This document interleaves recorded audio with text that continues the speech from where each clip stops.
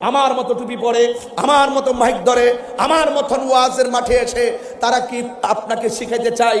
আমরা সার্জেন বললাম ওয়ামা দিনুকা, তোমার ধর্ম কি? আর তারা ওয়াজের মাঠে যখন উঠে বলে ওয়ামা দিনুকা মানে হলো কবরে নাকি 3টা প্রশ্ন করা হবে। 2 নম্বর প্রশ্ন নাকি তোমার দলের নাম কি।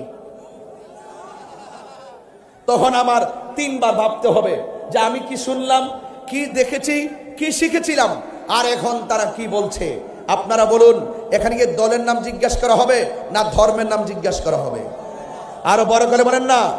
এই জন্য এই সমস্ত কথায় কান দেওয়া যাবে না। এই জন্য আমার ভাইয়েরা, এই কবর থেকে আমরা কতদিন পরে থাকবো জানি না।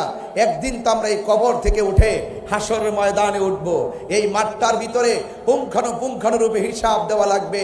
ওই আমার ভাই একটু কথা আমি ভাইয়ের সাথে অ্যাড করে বলে দিয়ে যায়। কিছু লোক আবার বলে হাসরের মাঠে নাকি জিজ্ঞাসা করবে তোমার মার্কাটা কি। কি বলেন, কোন তো আশ্চর্য লাগে কিনা?